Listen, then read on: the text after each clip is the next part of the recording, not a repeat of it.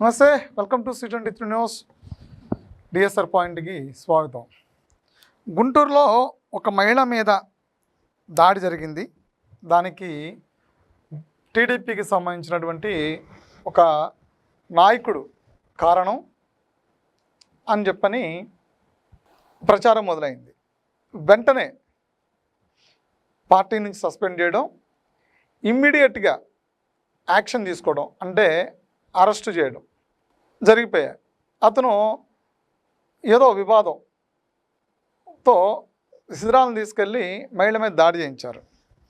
ఈ దాడి తర్వాత ఆ టీడీపీ నాయకుడిని కానీ ఎవడో ఆ టీడీపీ అతను సపోర్ట్ చేసేవాడిని కానీ ఎవరు సమర్థించరు. ఎందుకు సమర్థించరు అంటే చాలా నీచమైనటువంటి పనికి దిగజారాడు. హిజ్రాలను తీసుకెళ్ళి ఒక మహిళ మీద హేయంగా దాడి చేశారు. అలా దాడి చేసిన వాడిని ఎవడన్నా ఉపేక్షిస్తారా? ఎవరైనా క్షమిస్తారా? ఎవడన్నా సపోర్ట్ ఇస్తారా? ఎవరు? 100కి 100% ఎవరు అతని మీద చర్యలు తీసుకోండి చెప్తారు. అతను ఏ పార్టీ అయితే ఏముంది, ఎవరైతే ఏముంది, మహిళ మీద అంత విచక్షణారహితంగా దాడి చేసినటువంటి వ్యక్తి మీద చర్యలు తీసుకోవాల్సిందే అనే ఆస్పెక్టే ఉంటుంది. ఆ ఆస్పెక్టే జరుగుద్ది, అదే జరిగిద్ది, చర్యలు తీసుకుంటారు. కానీ ఇక్కడ అర్థం కాని విషయం ఏంటంటే ఈ వైఎస్ఆర్సీపీకి సంబంధించినటువంటి కొంతమంది మహిళా నేతలు పదవులు పోయిన తర్వాత మహిళల మీద దాడులు జరుగుతున్నాయి, లేదా మహిళల మీద పెద్ద ఎత్తున దాడులు జరిగాయి, అతని మీద చర్యలు తీసుకోండి అంటారు. మన రాష్ట్రంలో దిశ అని ఒక చట్టం తీసుకొచ్చిన తర్వాత కొన్ని చోట్ల మహిళల మీద ఇలాంటి అగాత్యాలు జరిగాయి. పోలీస్ పాపం దిశ యాప్ తీసుకొచ్చి దాని మీద ఫోకస్ పెట్టి పనిచేసినప్పటికి కూడా పార్టీకి సంబంధించినటువంటి కొంతమంది, లేదా అధికారంలో ఉన్నటువంటి అప్పుడు పార్టీకి సంబంధించినటువంటి కొంతమంది నేతలు అరాచకాలు చేశారు.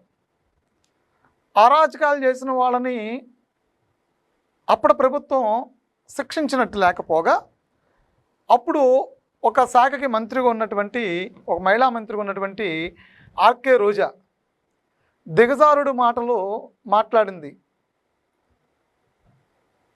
1 రేపులు జరగవా అనేలాగా మాట్లాడింది. ఏమైంది? 1 రేపు 1 రేపులు కూడా జరగవా అనేలాగా దిగజారి మాట్లాడింది. మరి మహిళల మీద అఘాయిత్యం జరిగితేనే రేపులు జరగవా అని మాట్లాడినటువంటి మహిళ, ఆ పార్టీకి సంబంధించినటువంటి ఒక మహిళా నేత, అప్పుడు అధికారంలో ఉన్నటువంటి పార్టీలో ఇప్పుడు ఎవరైతే ఆడికెళ్ళి గందరగోళం చేస్తున్నారో వాళ్ళు కూడా అప్పుడు అదే గుంటూరు జిల్లా ప్రాంతానికి సంబంధించినటువంటి అమర్నాథ్ అనేటువంటి ఒక చిన్న కుర్రాడు వాళ్ళ అక్కను వేడిపిస్తున్నారు అని చెప్పని అడ్డుపడితే తగలబెట్టేశారు. మరి అప్పుడు ఒక పిల్లకి జరిగినటువంటి అన్యాయం, ఆ పిల్లాన్ని తగలబెట్టేసినటువంటి పరిస్థితుల్లో మరెవరూ పోయి మాట్లాడలే. అదే ప్రాంతంలో మంత్రిగా ఉన్నటువంటి విడుదల రజని ఇప్పుడు హడావుడి చేస్తుంది కదా, నన్ను అరెస్ట్ చేయండి అని చెప్పని. ఆల్రెడీ అరెస్ట్ చేయడం అయిపోయింది, జైలుకు పంపడం అయిపోయింది, పార్టీని సస్పెండ్ చేయడం అయిపోయింది, చర్యలు తీసుకోవడంలో ఎక్కడ ఉపేక్షించొద్దు అని చెప్పడం కూడా అయిపోయింది. అన్నీ అయిపోయిన తర్వాత రాజకీయంగా లబ్ధి పొందడానికి హడావుడి చేస్తూ ఉన్నారు. కానీ వీళ్ళ హయాంలో, అంటే వైఎస్ఆర్సీపీ హయాంలో ఏ ఒక్కళ్ళు కూడా నోరు మెదిపి మాట్లాడేవాళ్ళు కాదు. అప్పుడు మహిళా కమిషన్ చేరుకున్నటువంటి వాసిరెడ్డి పద్మ నోరు ఎన్నో సందర్భాల్లో జగన్మోహన్ రెడ్డి నొక్కేస్తే ఆవిడ ఇప్పుడు బయటకు వచ్చి మాట్లాడుతూ ఉన్నారు.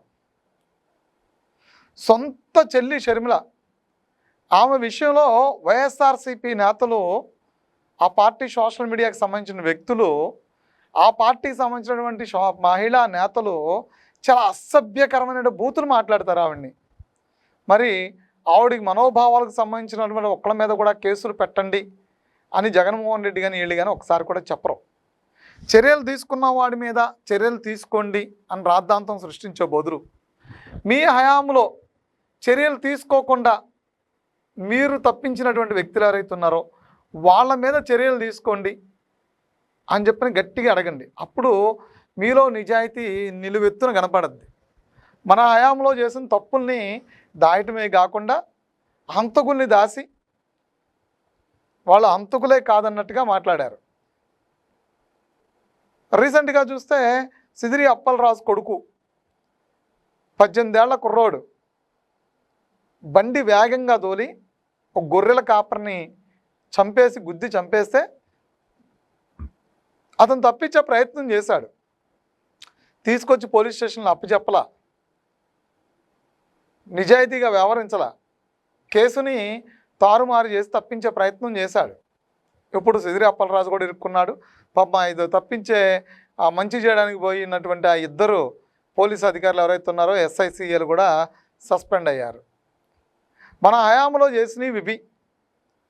మన హయాంలోనేమో మన పార్టీ వాళ్ళు చేస్తే కాపాడటం, తప్పుని అది తప్పు కాదని సమర్థించడం, నాయకుడే సమర్థించడం, వీళ్ళ హయాంలో జరిగిన వెంటనే యాక్షన్ తీసుకోవడం, యాక్షన్ తీసుకున్న తర్వాత కూడా మీరు యాక్షన్ తీసుకుంటారా లేదని వెంటబడ్డం, ఇది కరెక్ట్ కాదేమో.